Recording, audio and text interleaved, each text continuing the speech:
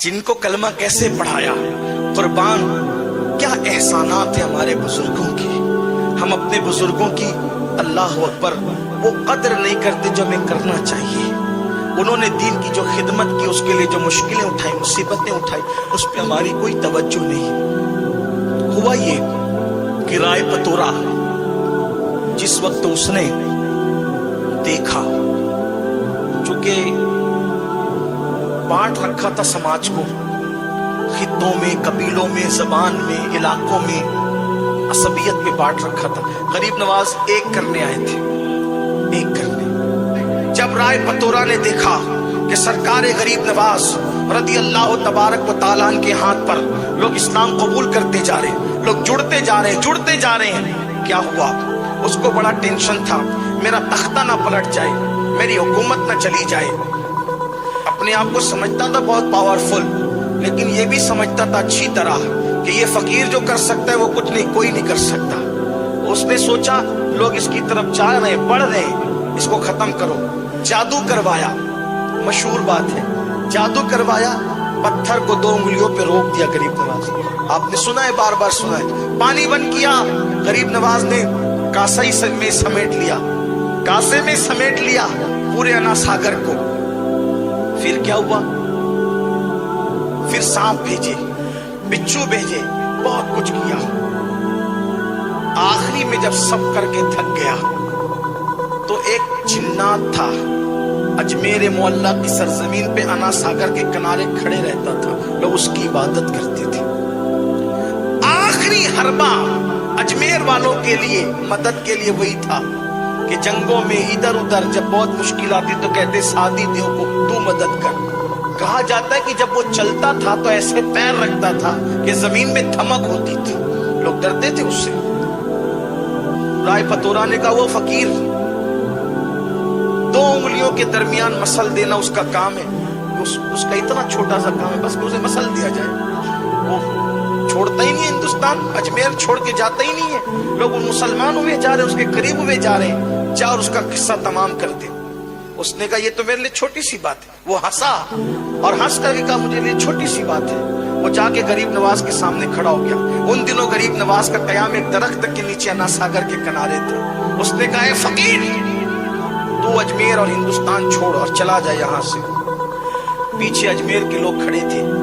یہ اجمیر اس لیے کہہ رہا ہوں کہ میں تاریخ بیان کر رہا ہوں، ورنہ جب بھی ہم غریب نواز کی نسبت سے شہر کا نام لیتے ہیں تو اجمیر معلیٰ اور اجمیر شریف کہتے ہیں. یہی ہمیں تعلیم دی گئی ہے، ہمیں حکم دی ہے. ادب ہی ہمارا مسلک ہے، ادب ہمارا مذہب ہے. تو اس نے کہا کہ آپ اجمیر چھوڑ دیں، کیونکہ اس کی بات نقل ہو رہی ہے. اس نے جو کہا وہی کہوں گا، ورنہ اگر وہ یہ کہوں گا اجمیر شریف تو کہا اس نے کب کہہ دیا تھا اجمیر شریف. یہ بھی تو مسائل ہیں، یہ بھی مسئلہ ہے نا. تو اس لیے اس نے کہا چھوڑ دیں آپ اجمیر، ہندوستان چھوڑ دیں آپ. غریب نواز نے فرمایا میں ایسے چھوڑنے کا نہیں، ہندوستان ایسے چھوڑ کے نہیں جاؤں گا کیونکہ خود نہیں آیا ہوں. ہندوستان اگر ہندوستان چھڑوانے کا خواب ہے، شادی دیو، او شادی دیو، اگر تو چاہتا ہے کہ ہندوستان سے ہمیں نکالے تو غریب نواز کا جواب ہے میں خود نہیں آیا، مجھے مدینے کی سرکار نے بھیجا ہے. ایسے نہیں جاؤں گا، نہیں جاؤں گا ایسے، بلکہ مر کے بھی نہیں جاؤں گا. ہاں، مر کے بھی کوئی نہیں لے جا سکتا ہمیں. کیوں؟ اس لیے کہ یہ ہندوستان کا سینہ ہمارے لیے قدرت نے مخصوص کر دیا. غریب نواز آج بھی اس کے سینے میں آرام کر رہے جسے اجمیر معلیٰ کہا جاتا ہے. رشک کی نظر سے دیکھتی اس زمین کو اور زمینیں کہ اتنا بڑا مبلغ اعظم آرام کر رہا ہے، اور سینے میں، زمین کے سینے میں آرام کر رہا ہے. اس لیے کہ امانتیں سینے ہی میں دفن ہوتی ہے، امانتیں سینوں میں دفن ہوتی ہے. ہم گھسپیٹیے لوگ نہیں ہیں. ہندوستان میں امانت ہے ہندوستان کی، ہم ہندوستان کی امانت ہیں، ہم نے دفن اس میں ہونا ہے. امانتیں دفن ہوتی ہے، باغی دفن نہیں ہوتے، غدار دفن نہیں ہوتے. اللہ اکبر، اگر نظام الدین یہاں دفن दफन है, तो बताया जा रहा है कि निजामुद्दीन यहाँ के बागी का नाम नहीं, निजामुद्दीन यहाँ की अमानत का नाम है। कुतुबुद्दीन अगर यहाँ दफन है तो कुतुबुद्दीन यहाँ के बागी और लुटेरे का नाम नहीं, कुतुबुद्दीन बख्तियार काकी हिंदुस्तान की अमानत का नाम है। ये अमानत है हिंदुस्तान की, और इंशाअल्लाह कयामत के दिन इसी जमीन से ये अमानतें उठेगी। ये जमीन की भी अमानत है और हमारे मजहब की भी अमानत है। ये औलिया अल्लाह के आस्ताने, अल्लाह अकबर। तो सरकार सुल्तानुल हिंद गरीब नवाज कि मैं ऐसे नहीं जाऊंगा, तेरे कहने से नहीं, का फिर मरने के लिए तैयार हो जा, धमकी दे रहा है, मार डालेंगे तुम्हें। गरीब नवाज ठीक है, हमारा ईमान है मुसलमानों का, अगर अल्लाह ने मौत लिखी है तो तेरे मारे बगैर भी हम मरेंगे। अगर मौत लिखी है तो मर जाए, और नहीं उसने मौत लिखी है तो पूरी दुनिया के लोग जमा हो जाए मारने के लिए, हमें मार नहीं सकते। जिंदगी और मौत का फलसफा यही है, पूरी दुनिया किसी को मारने के लिए जमा हो जाए और अल्लाह ने मौत नहीं लिखी है, नहीं मार सकते। तारीख भरी पड़ी है, तारीख। नमरूद मारना चाहता था इब्राहिम अलैहिस्सलाम को, पूरी नमरूदी पार्टी जमा थी, आग में डाल दिया, मार सके। फिरौन मारना चाहता था मूसा अलैहिस्सलाम को, अल्लाह ने उसके घर में परवरिश करवाई। देखो तो सही, लेकिन कोई बने तो सही मुसलमान, कोई आए तो सही इस्लाम की तरफ, कोई आए तो सही कुरान की तरफ, कोई आए तो सही मजहब की तरफ, कोई आए तो सही मसलक की तरफ।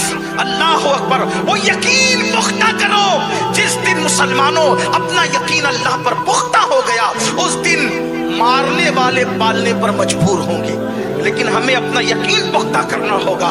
सरकार गरीब नवाज ने फरमाया, तू नहीं मार सकता मुझे, मेरे अल्लाह ने अगर मेरी मौत नहीं लिखी तो तू नहीं मार सकता मुझे। और फिर आपने उस पर एक हमला खुद किया, फरमाया क्यों नुकसान उठाता है, नुकसान क्यों उठाता है, तू भी कलमा पढ़ मुसलमान हो, फायदे में रहेगा, तेरी मुराद पूरी होगी, तेरी तमन्ना पूरी होगी। पीछे लोग खड़े थे, अब अगर जो लोगों का खुदा बन के खड़ा हो और कोई उसको कहे कि तेरी भी मुराद पूरी होगी, जो लोगों की मुरादें जो है वो बातें करता है पूरी करने की, अगर उसकी मुराद की बात की जाए तो उसको शर्मिंदगी नहीं होगी। उसने कहा मेरी क्या मुराद हो सकती है, फरमाया बताऊं,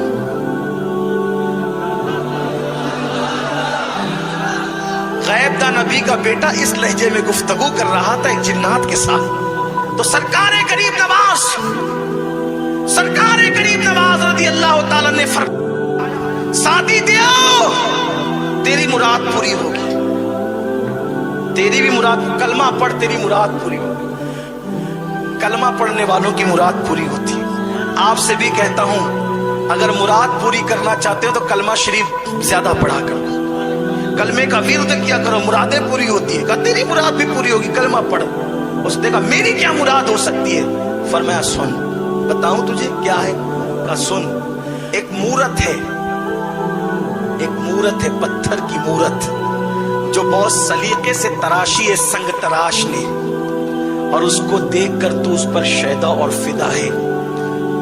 दिन भर यहाँ खड़ा रहता है, और जब लोग सो जाते हैं तो रात को जा करके उस बुत खाने में उस मूर्ति के पैरों के पास बैठ कर कहता है मुझसे बात तो कर, मुझसे बात तो कर, मुझसे कलाम तो कर, मुझसे बात तो कर, मुझसे कलाम तो कर।